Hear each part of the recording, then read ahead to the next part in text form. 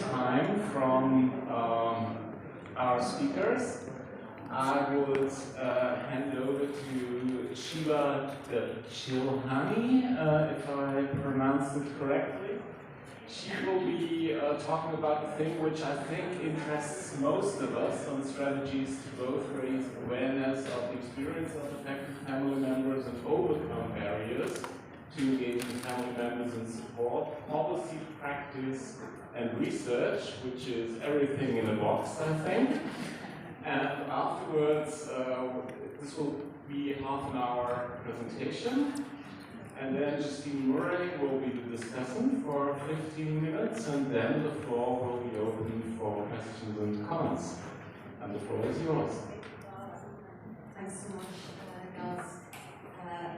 As you said, that's a very long title. Here's the abridged version of it here. And I think the thing that I really want to start by saying, first of all, is I'm definitely suffering from a bit of fraudulence, I think is the way to describe it. Some people talk about, imposter syndrome. I'm not. Forget the syndrome, I just got the imposter because everybody that I've met over the last few days, which has been absolutely lovely, is working in this field, either providing services or carrying out research on it. And I don't do either of those two things at all. What I am is a scavenger. I go around and I talk to people and I try and find out what are the sorts of things that are working, what maybe could we pick up from the likes of yourselves, and to try and take it back into Ireland and to advocate for the adoption of some of the ideas that are there. So I say that was a very long title that I was given, and I don't know that I'll really be able to cover everything that's within it. But what I will try to do is to explain a little bit about our organisation, what we do and why we do it, and maybe the ways in which perhaps we might be able to bring some of the ideas that we've seen over the last couple of days. So I work for Alcohol Action Ireland. We're going about 20 years. This is actually our 20th year right now. And we're a policy and advocacy group, and we work to try and reduce harm from alcohol. And I know a lot of people here who work specifically in drugs. We don't work in drugs ourselves, but obviously we're in a lot of contact because services that provide services for alcohol tend to be providing services for drugs too. But there are a few differences, and I'll talk a little bit about that as well. And I'll mention a wee bit as well on the even though it's not on our particular remit. So as I say, we're going about 20 years, but we always try to work on particular areas at particular times. So right now, our strategy over this 5-year period that we're in, kind of laid it out there, we work in legislation, which is actually enormously important because, if you have legislation, you can try and make other things happen to it. The only difficulty with legislation is that it takes a very, very long time to get anything into legislation. So we have a particular act back in 2018 was passed. That act basically puts in a number of provisions which are based on World Health Organization's best advice of trying to reduce the harm from alcohol. So there are things like minimum pricing, restrictions on advertising, availability of alcohol, things like that. This was the most contested piece of legislation in the history of Ireland. That's no exaggeration, that was debated 3 years to get through Parliament. And even now, it's taken a very long time to actually get it implemented.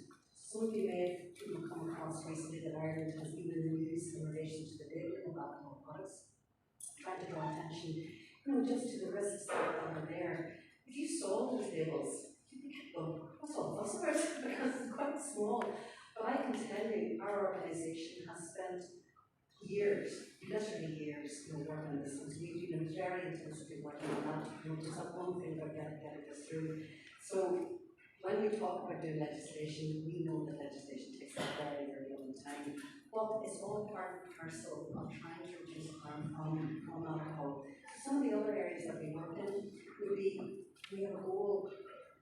Is a strategic goal for something that we call trying to get free from alcohol harm. And that covers everything from FASD. Ireland actually was the 3rd highest level of female alcohol spectrum disorder in the world. So it's an enormous problem that was there, which in itself actually has a massive impact on the need for services, the need for family services that go around that from alcohol. That isn't always necessarily included maybe that when we're talking about addiction services, but actually FASD will arise really regardless of whether addiction is necessarily there in the first place. It also covers things like children being brought up in a home that is impacted by alcohol, which is constitution of what we're here for. It also covers things like the danger that children get from their environment from alcohol. That can be just simply teaching encountering sleep disorder and unpleasantness that can come from alcohol. And it's also the very large area of being exposed to alcohol marketing and all the normalisation that comes from that. It's something that actually really strikes me very strongly when we're talking about family services and the need for services, that in the world of alcohol it's so normalised, and children see all the time these pictures of happy, everything going on, families together, having a great time. And these are the children, and there are many, many children I'm talking about that, who have a completely different experience of that, and yet their experience is negated by this overwhelming positive view of the substance that causes a lot of harm in their environment. So a third goal that we have is services for all. We think big, we don't try to do things on a small scale. But I have to say, services for all is a massive, any one of these things is very, very large indeed. And we are actually a very small organisation. There's just three of us who work in the office. And the only way really in which we can operate to get any of these things done is by working in partnership with many other people to various alliances so that we gather around in a different area. But one of the things that we know that we can see is actually incredibly important is that, and this has been mentioned so many times already, is these silos that we have in government, different places, that it's so hard for anything done because if we're talking to children, well, suddenly we're having to talk to the Department of Children, or we might be talking to the Department of Education, we could be talking to the Department of Health, maybe police are involved as well. So there's many, many different departments that are there, but there's no single one-stop shop for looking at everything in and around. So a thing that we would be advocating very strongly for is an office for alcohol harm reduction, which would try and take this holistic view of alcohol and obviously drugs and qualities too, but we're an alcohol organisation. So we look at that and we would say there's such a need to have this coordination and to have that very high level. We would say it needs to be with the T-shirts office, so into the Prime Minister's office. Because you fight so many battles on these individual working within different departments, your head is astray really with it. So we think there's something that causes enormous damage, enormous cost. But by any way, there are many different measurements, and I'll talk about that, but by whatever measurement we choose, there's a need to be looking at this in this way. So we're an NGO, but we're mainly funded by the health services sector, so mainly funded through the state. As I say, we wanted to measure, we could take any number of measurements. One particular one that really resonates with this particular group, 15% of the population in Ireland have an alcohol use disorder. Every day, 4 people die from alcohol. And you think, 4 individuals today, tomorrow, the day after, and you think of the trauma that is for so many families, that's there. That's a huge thing. Ireland has a population of about 5 million.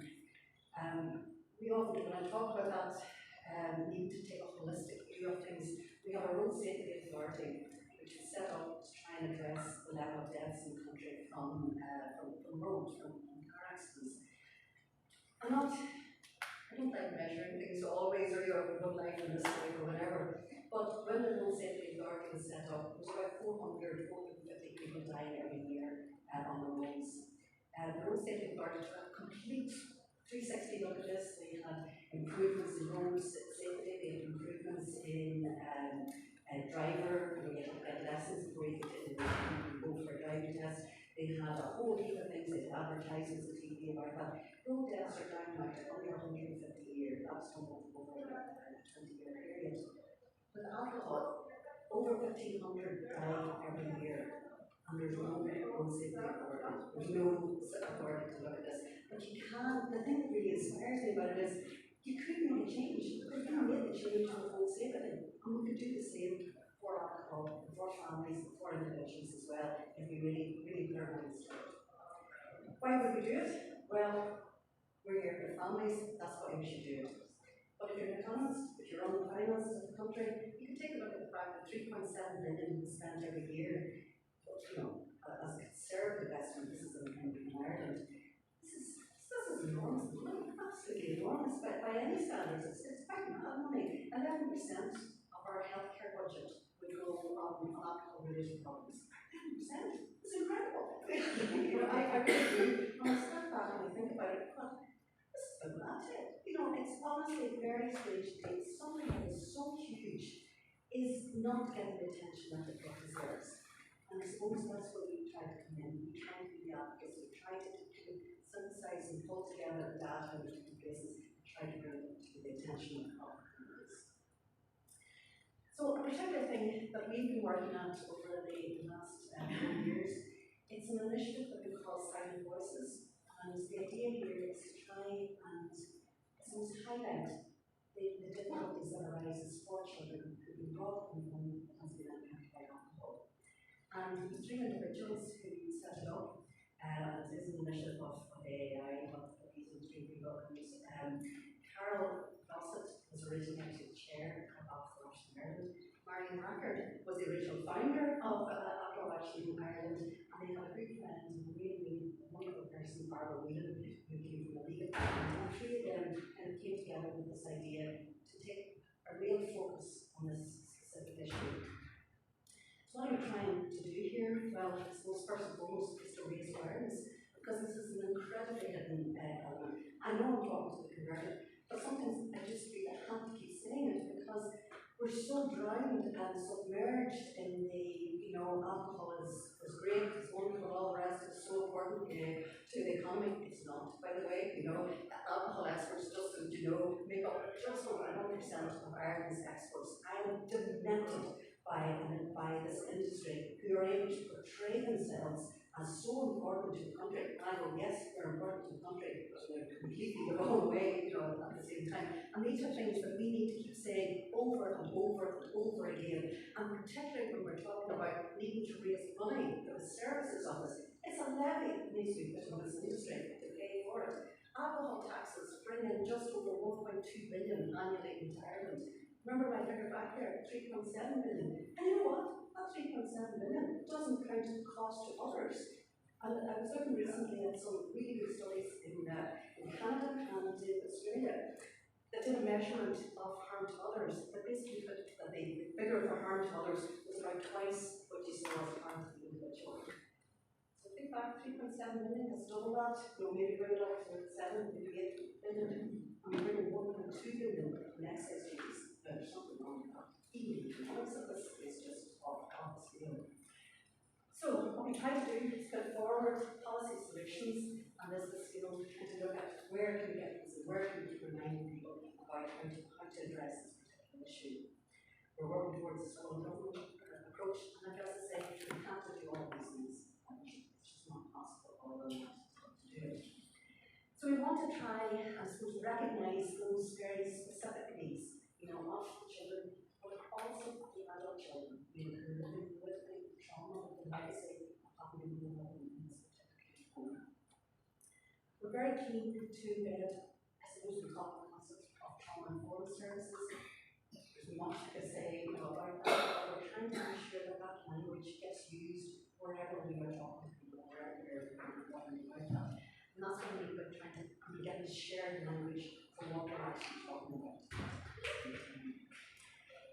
On a policy framework, because of the people who do the policies. So in Ireland, to start over and move out a little bit from it, we have a strategy which is a healthcare response to drug and alcohol use, and that's kind of coming towards the end of the lifespan of it's been around into 2025. And I will say that there is a lot which is good in it. But as we said, about a lot of policies, and all the policies in the world, we do have the implementation of it. And there was a midterm review of this policy done just a couple of years back ago. And one of the things that was very striking from the review, so many people saying what's missing from this is actually action on children and families and services that's there. So that's just one thing I can say. Other policy elements we look at would be around children themselves. Where do they fit in government thinking? And there are other policies on that. A very hopeful thing did get started back in 2019, the Hidden Harm Strategy. And for the first time, that was bringing together TUSLA, which would be social care organisation, and the HSE, the Health Service Executive. So that these two branches of them were being brought together under a Hidden Harm Strategy. And there has been good work done on this, but I will say the pandemic really intervened, and it's only, I would say, in the last couple of years getting back up and running. So what really, principally what's been done there is training people who are working in social services and training people working in HSE about, these children exist. And it's not an awful lot more than that, but it is looking forward to some strategies about that. There's a real need for an implementation plan with clear targets, to get around that. But the training is a good start. Broader than that, if you look from a European perspective, we are very impressed with some of the stuff that is coming out across Europe. And my goodness, when I look at all the individual work and the research that is happening here, I'm going to talk a little bit about the Council of Europe and some of the results that's done from that.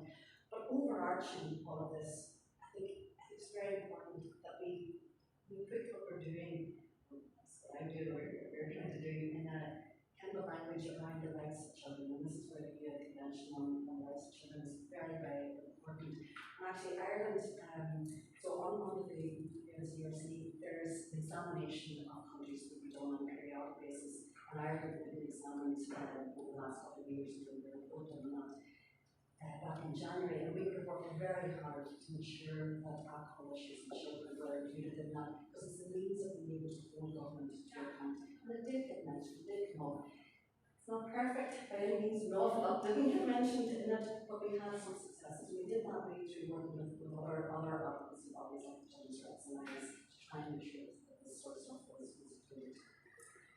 Going back now to that European context, if we want to look back, and we should really go back to look back, but back in 2010 there was a very good report done which really highlighted how little wasn't happening for children.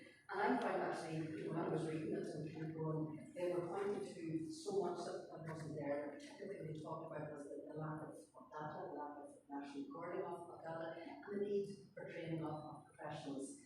And then we move on to Council of Europe, of course, and we're now 10 years on from that. And it was actually very, it was very, I love it when you see about good news. Things have improved, because I think sometimes when we work in an area where there's a lot of doom and gloom, you can be dragged down by it. So I found this actually very, very positive. Yeah.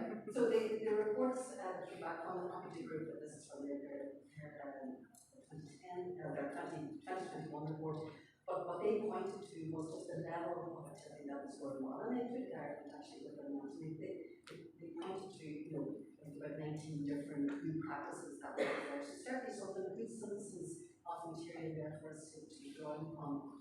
And it highlighted that there was better data actually being collected in Ireland, and with a great talk actually with our colleagues actually from Ireland, and Andre Clark, who was talking about what HIV Health Research Board does in creating some of that data.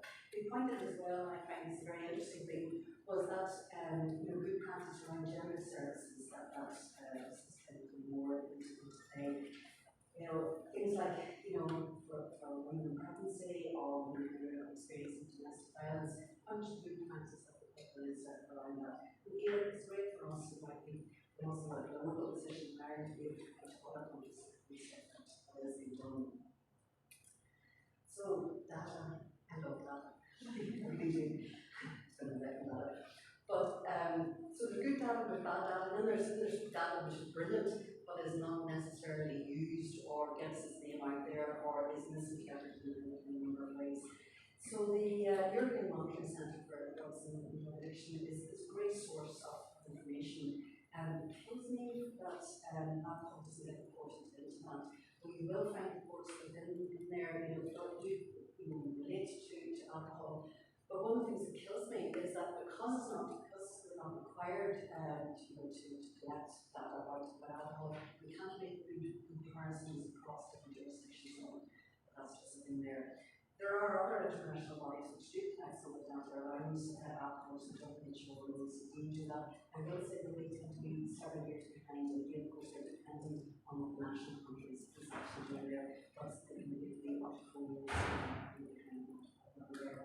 the HRB, I feel like I already want to flag, for our own gathering group. And they have a number of really, really helpful ways in which they collect data around alcohol, drugs, and gambling. They have national prevalence surveys that they're done on a very regular basis. So just actually picking up, so the last set of data that would have been published was back in 2021, and it was about 75% of the population in Ireland would use alcohol, and about 15% would have an alcohol use disorder. 66,000 people. So to talk about the worst elements of the most extreme ends, about 90,000 would have a severe alcohol use disorder, which is only they also collect data about use of illegal drugs, but 75%, about 10th of the prevalence of alcohol use. And I just got in here just because of the COVID and their survey, just over 1% of alcohol use disorder.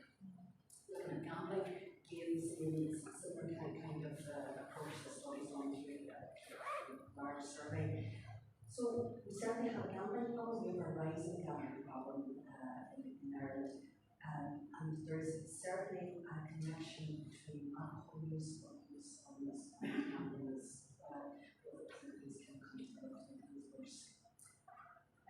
So for treatment, I'm going to work backwards. So starting with gambling treatment, there's actually a good survey from the HRB showed that about 2,000 people who were in treatment for gambling. The vast majority of them were women, and a lot quite young. And the reason I really point out that quite young, I mean, a lot of these are all with families, you know, and so a lot of parents who've been with young fellas, they're getting into gambling at an early age. A lot of this is connected to obviously sporting. I think it's a huge population of sporting or gambling advertisements that is connected with sporting events. But 1 in 5 involved in that, and we're living with dependent children themselves, who both sides of the parents and quite many people. So from back again to data and prevalence data for children who are living with the problem. There was a survey done through HSC in 2014 with Heart to Others, and a very good statistic was off its journalists, but it was a good piece of work that was done. We found that 1 in 6 carers had the responsibility for a child. That child was living with an alcohol problem in home. So the extrapolation from that is that we would say there's about 2,000 children in Ireland who are living with a home problem, and that's further than about 400,000 adults who have been brought up with that situation. That's probably an underestimate, because we just used 1 child per care to that. More recent one tonight, just last year, it's a prevalence survey of cases of average childhood experiences. It actually is making a comparison between the level of here in Ireland versus in America. They would have data that about 25% of adults have experienced living with problem alcohol, and that's probably because they weren't just public parents, they were talking about brothers, sisters.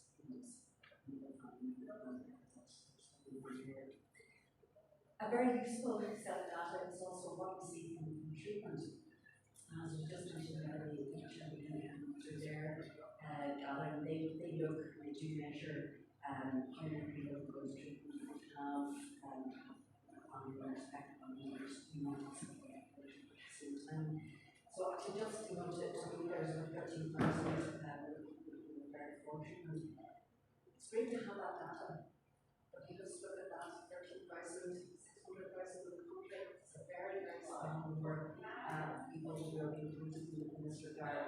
It's only the tip of the iceberg of who's actually presented for treatment, whether we're talking about a person with addiction problem themselves, or alcohol problem, drug problem, or it's very, very common. In fact, actually, just for comparison, just put up figures for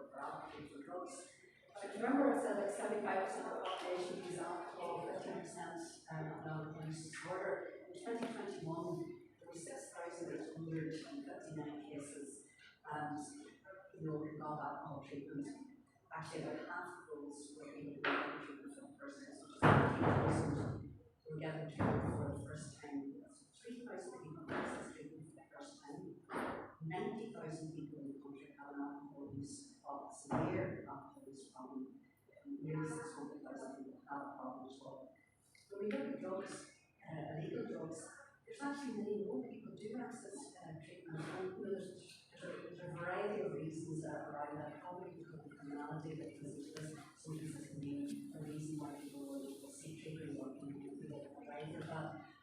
So we had, over nearly 11,000 people given access for drug treatment. Again, it's not nearly enough. If you talk to anybody who's working for American service, they'll say they're overrun, can't pay what they have. But there's a strange imbalance there. There's not a lot of balance, but there's a strange thing. So you have fewer people accessing alcohol treatment than have accessing drug treatment. And I point to this because this kind of data can sometimes be used against or can be seen to be, well, there isn't really a problem. Now, just going back there when I was talking about the legislation and this big fight that we've had around trying to have labelling of alcohol problems, we were besieged by media coverage in the last, well, it's actually been years, but the last couple of weeks since the announcement this week that the labelling is going to go ahead, trying to say that we don't have an alcohol problem in Ireland. And one of the things that was actually cited in the big article was to say drugs is our problem, not alcohol. And pointed to this exact statistic. I was about to be tied, I really was. I was so annoyed that good data, excellent data that we need, is actually being used against the very people we need to it's extraordinary. Thundering letter to paper. You're trying to write about it, and that's what we do. That's what we try to pick up on everything we can and sort of say, this is wrong, this is not right, this is manipulating data. So we do say we need the data, but not only do we need the data to have a sense of how many in the country and what we need, we also need to be using data in a different kind of a way.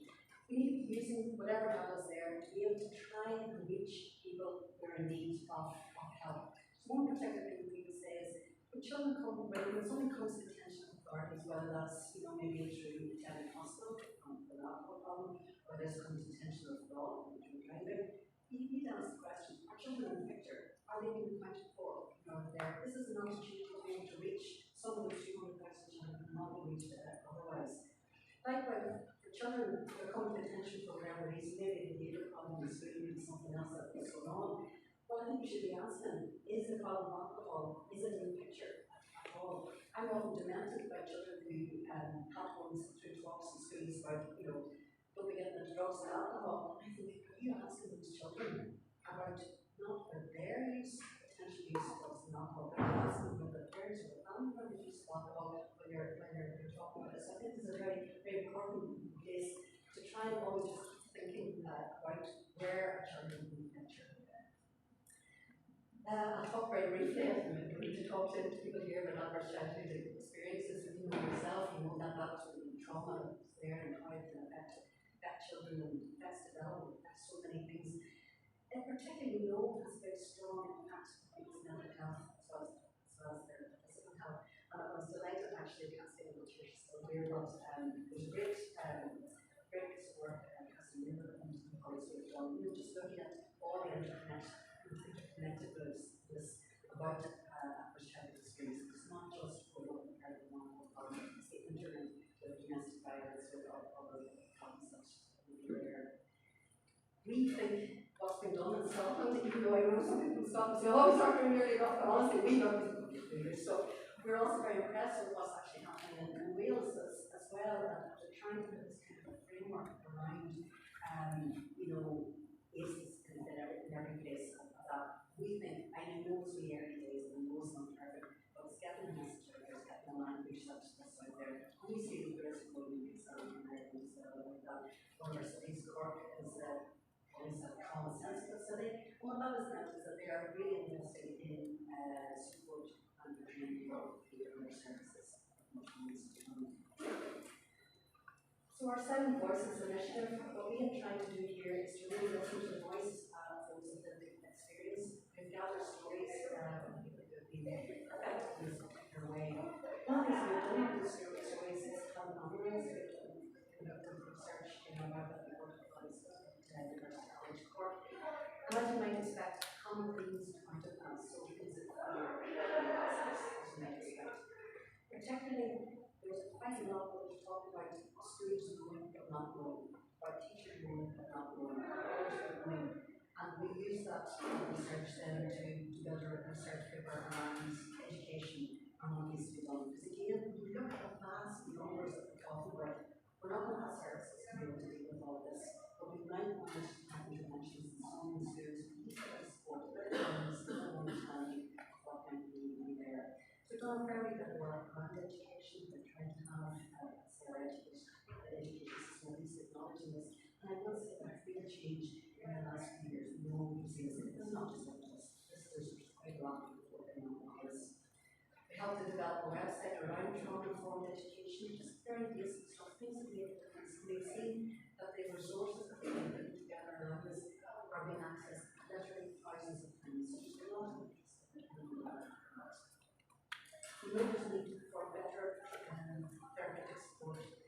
One thing that interests us is that we know how much of mental health troubles actually send back to childhood. Instead of adults, particularly that is there. We did a survey with colleagues at UCC and UCC. We find that over 75% of mental health professionals don't have any training in this area at all.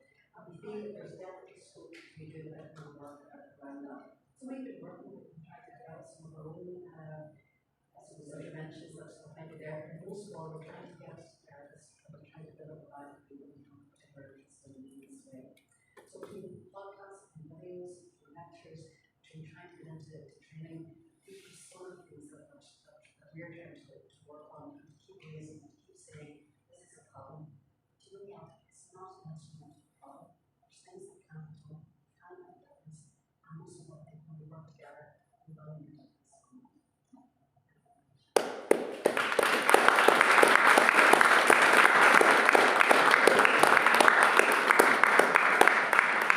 Thank you very much. And well, since you had to rush through your last slides, if there are any further questions regarding what actually is being offered, you will have the opportunity after our discussant has made some comments. And now this will be a challenge for your attention, because this will be a presentation without PowerPoints. So, from a Scottish perspective, Stephen Murray will comment on the Irish experience. Thank you very much. I'm just going to start my little stopwatch there. So yeah, thanks very much for the opportunity to tag team with Sheila this afternoon. When I was asked would I be a discussant for this session, I was like, yeah, sure. And then I had to email back going, what actually is that? So I was slightly traumatised yesterday talking about trauma-informed practice to see Anne appear with her full PowerPoint. This is my PowerPoint I'm going to be talking about today. So the two main themes that I want to pick up on from Sheila's presentation, first of all, the idea of silent voices. I'm going to be talking actually about hidden families. And the other theme I want to pick up on is the implementation gap between policy and practice that we've already talked about. So in terms of silent voices, first of all, for Scottish families, current strategy, Change Will Come, which runs to pretty much now, our vision in that is that we will know we have succeeded when we have no more hidden families. So silent voices or hidden families are very much a big theme for us as well. And our starting point as Scottish families is really that most families are hidden. You know, I don't need to tell you, there's so much secrecy, shame and stigma around family substance use. And also there's such a lack of visible and good quality family support in communities that people obviously don't think that's even a thing. So I would say from our experience as Scottish families, because we primarily support adults, that adult family members, but also young people and young adults are particularly hidden within that picture. And I would say in Scotland at least there's pretty good provision for pre-5s and primary school children aged 5 to 11 where there's family substance use. But even within that, it's very much focused on families where there's opiate use, as in the relation study example, or where both parents are using opiates. So either single parents using opiates or both parents. Alternatively, families where maybe only one parent is using substances, or where the issue is alcohol or cocaine, for example, which continually are the two top concerns of people contacting our national helpline, those families remain really hidden. So what I really love about the AFINET conference, and I know a few of us have been talking about that, is just that I know you all really get this, but that is not our normal experience as Scottish families when we go to events. There's very rarely anything about families on the agenda, or you're maybe given like a tiny little graveyard slot. So just an example of our response to that was with the Drug Death Task Force, which concluded last summer, and our family reference group published a companion report called What About Families? Because even though we had actually engaged with the task force through the whole period, the initial draft of the final recommendation was just again excluded families. And so we always feel there's just that hidden families issue.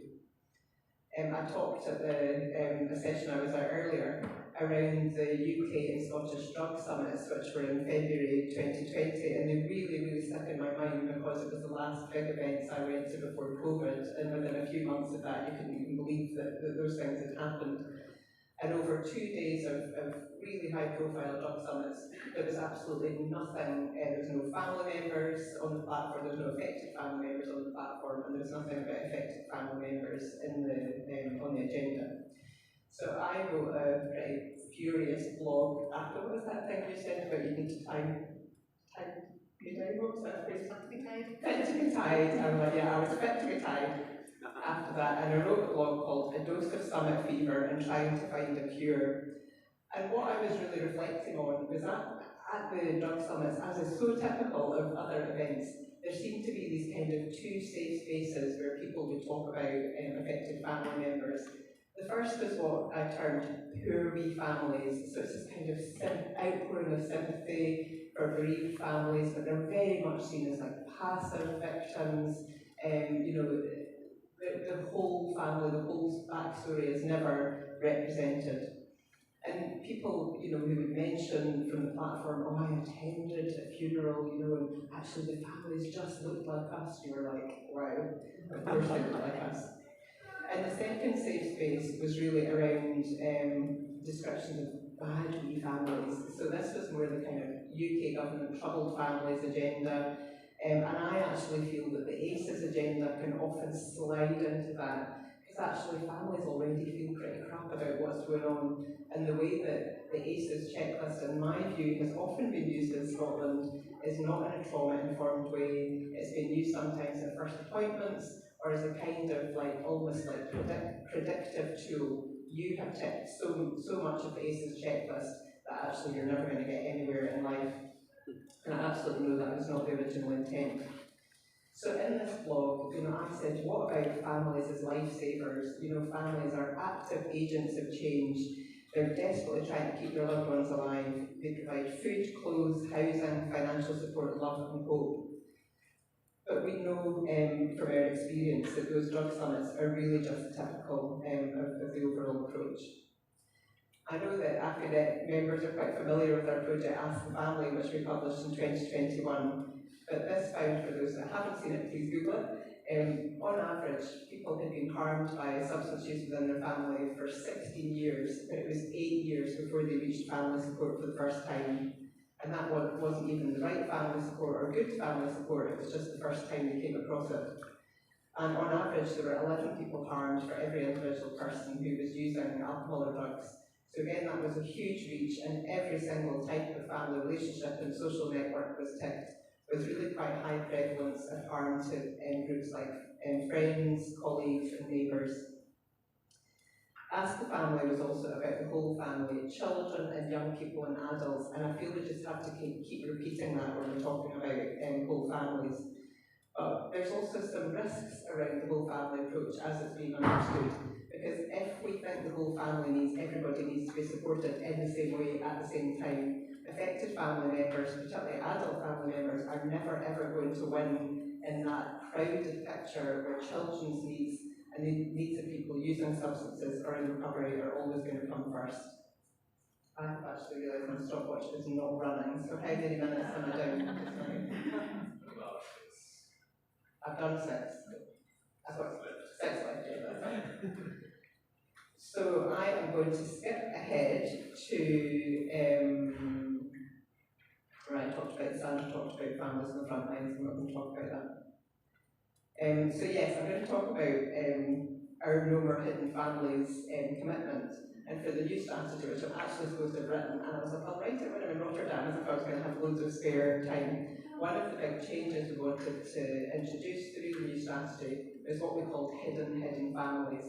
And we were feeling pretty smug about that name, because we'd already had hidden families, but we were focusing more on our equality and diversity agenda. You know, we've already talked a lot about, you know, certainly in Scotland, the average family member who comes forward for support is, you know, white, over 40 female.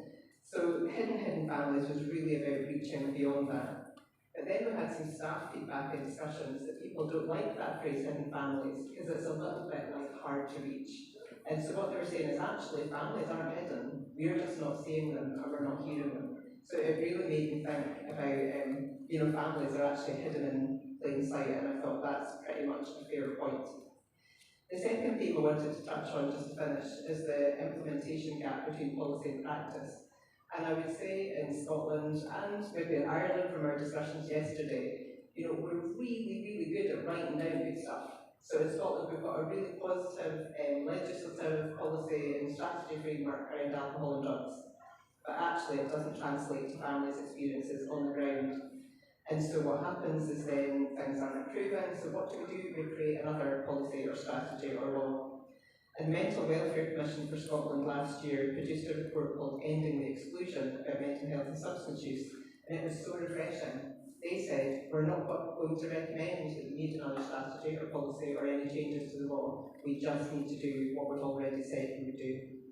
We focus so much on drafting and consulting and never actually implementing. So genuinely, I think we need to understand more about what is getting in the way of implementation. I don't really think we understand that fully. And I personally, run a charity, don't believe there's not enough money within statutory services, for example, but there's more issues around culture and value and attitudes. So we have had to write into guidance, medication-assisted treatment standards, for example, were mentioned. You have to treat people with dignity and respect. Well, I don't have to phone my team every morning and say, remember guys, be nice to families, because it's what we do. So why have we had to write that down, and why are we constantly hearing horror stories about the way the families and their loved ones are treated? So just to finish off, we will, yes, it's really important when we hear these great stories about policy developments in Scotland, in Ireland and everywhere else in the world. That, you know, until we hear from families that things are better on the ground, we still have so much work to do, and intent is not enough, and lived experience involvement is also not enough, because I think, say in Scotland, we've got a lot better at involving lived experience of all kinds, but actually it's quite hard to track what's changed as a result. So action is absolutely key. Thank you.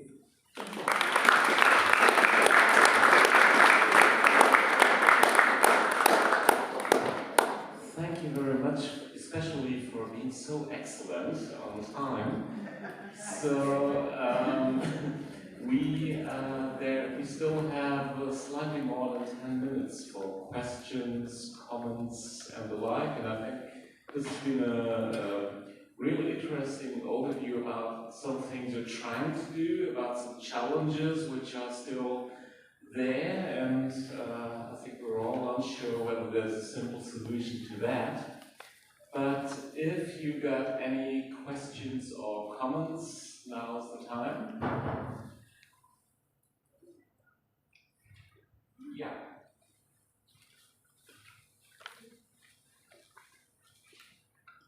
Thank you both for a great presentation. I thought it was really interesting. I didn't know the stats in Ireland at all, really, so I just in Wales and focus on Wales mostly.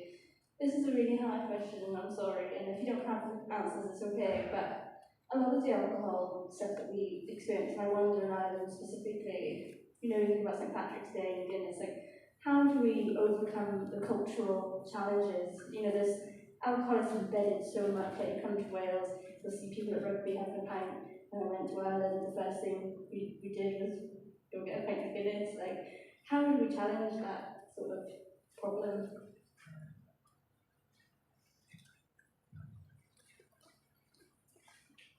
First thing I would say is that culture is created by the industry and is created by marketing, and therefore when I feel like I spent too long in my first slide where I was talking about legislation, but actually reducing the level of alcohol marketing that we see would make a difference to that culture.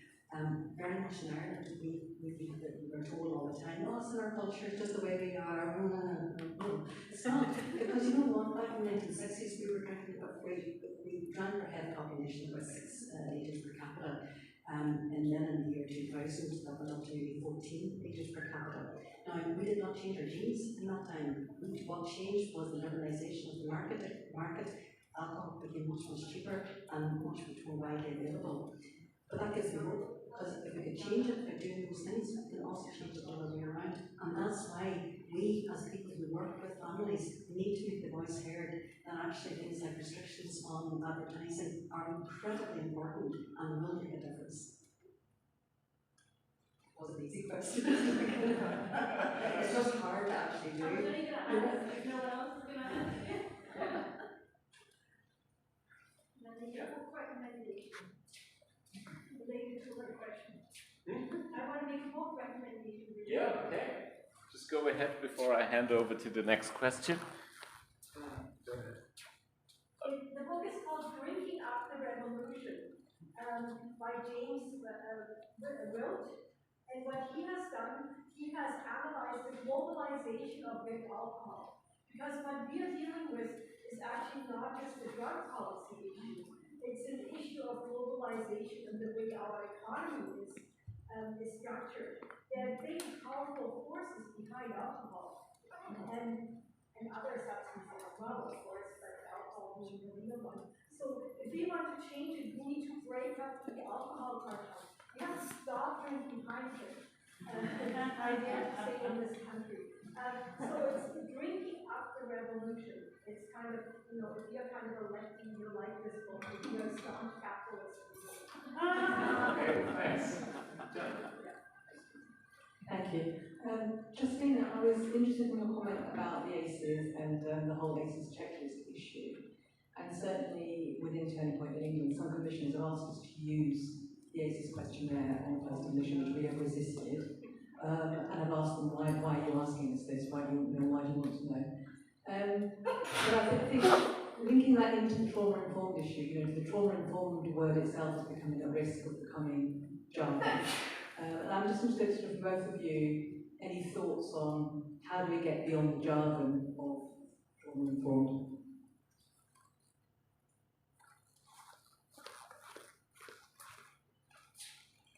Yeah, I mean, I think I'm not just saying what's in the ACEs checklist, it is more that the application. And I think these things have just become very tick boxy, trauma informed as well. So lots of statutory alcohol and drug services will now say they're trauma informed, they've all done the trauma informed training, but you know, families are still not treated with dignity and respect, so go figure.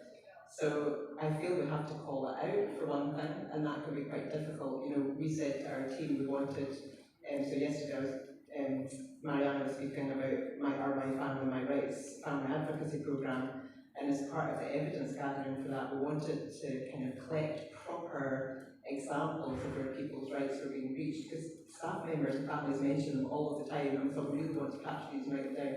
And we said to the staff, could you start capturing these? And they're like, it would literally be every conversation. It would literally be, 8 hours a day would be writing down these breaches of people's rights. And they felt that might actually get in the way of their therapeutic relationship with the family members if suddenly they're kind of, scripting everything down. So I feel part of it's calling it out, it's not that easy to do that. And also services are like, we don't have enough resources, everybody's off sick, and I just think, well, it doesn't actually cost you anything to be nice to somebody. And I think part of it is leadership as well, in services where there's a lot of hierarchical management and, blame culture, the services themselves are not calling for their own staff. So lots and lots of ways we could tackle it.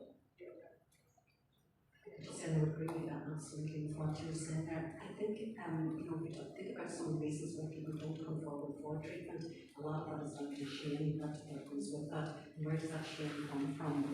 So part of where it comes from as well is in how we as a society look at people with a problem. I think what we have done is a language guide, and whatever media release we sent it out, we include that guide within it. And certainly if you see a piece in the media which uses disrespectful language, it just is not nice. We will contact people. We don't make a big song dance about it, but we would literally phone journalists. And sometimes people, there's not a bad intent. They're just using language that has always been used. We don't really see it. But literally one at a time, and I think it does make a bit of a difference. I was quite taken aback.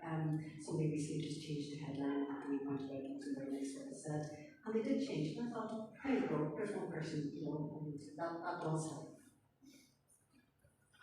Since I see no questions at the moment, I take the freedom for a question by my own. I see you've got quite a lot of, well, interesting approaches where hopefully in one of the next Net conferences we might hear something about the effects these things have on reach. But what I'm missing actually a bit is anything that on stigma reduction, because on both sides, on the side of the consumers as well as on the side of the family, which of course, the second thing that puzzled me was when you showed that in Ireland the number of people that are treated for drug problems is higher than the number of people treated for alcohol problems, which means, matter of fact, that the treatment gap in Ireland appears to be even far bigger than the one we have, for example, in Germany. And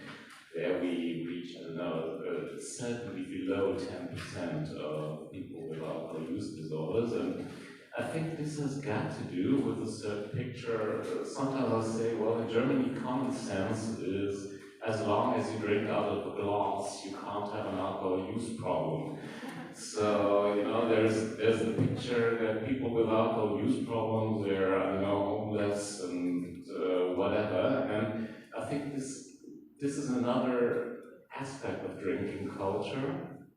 And I think that destigmatization might be good on the one hand regarding treatment reach, and on the other hand also to remove feelings of shame and guilt in family members. So I wonder what your thoughts are about that.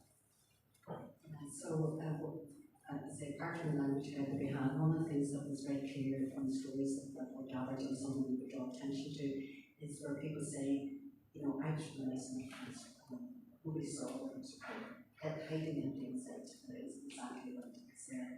And so we tried to pick out those stories like that. It was all of the stories, they shared common things, but they were different, you know, and sometimes poverty was with it, sometimes, you know, it was that big house on the hill and therefore was hidden, you know, for whatever reason. So certainly that's some of the things that we try and do in our media coverage. We try to do that, and we're very grateful to people who come forward with their stories and allow us to share it as that.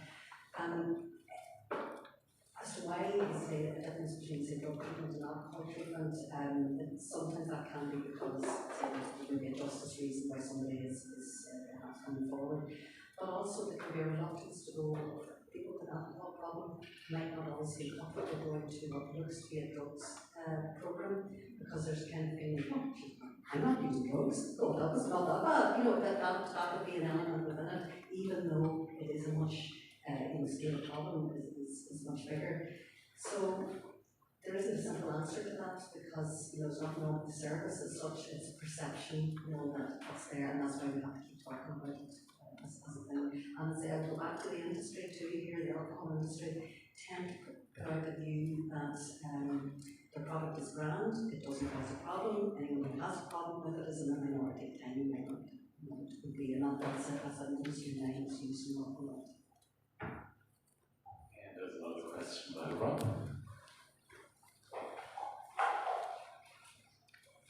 Just some observations just about the alcohol culture.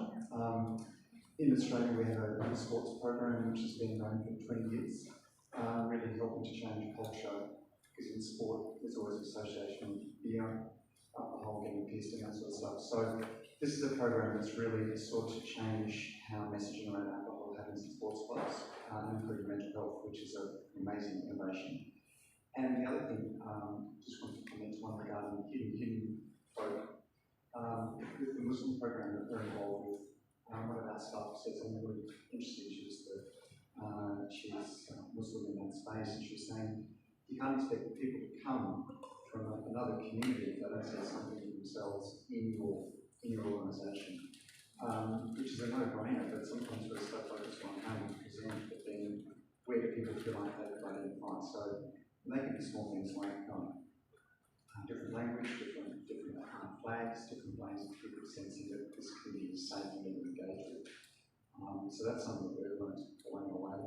And in regards to gambling, we have Love the Game, Not the Odds, which is a really clever way of the fact that kids only know gambling ads from a certain age. They only know watching sport through gambling. And the thing that we hate is gamble responsibly as though it's the individual who's the issue, not the actual system that's actually predatory in creating systems where people are ensnared. So, more reflections. Wonderful. Since this was no question, I would say a last opportunity if there are any further questions. I don't see any, so I don't know if you would like to have some closing words. I realise I skipped through an awful lot of this question.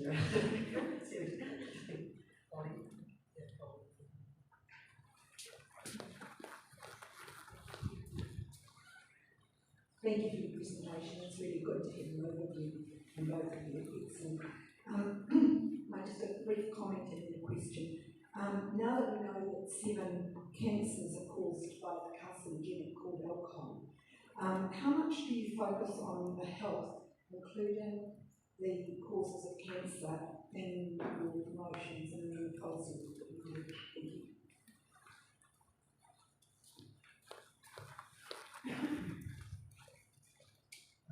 I feel for the last 6 months I've done nothing but talk about alcohol and cancer actually as it happens, because this was a very big feature of the labelling. So Ireland has become a country which is colon cancer warning labels.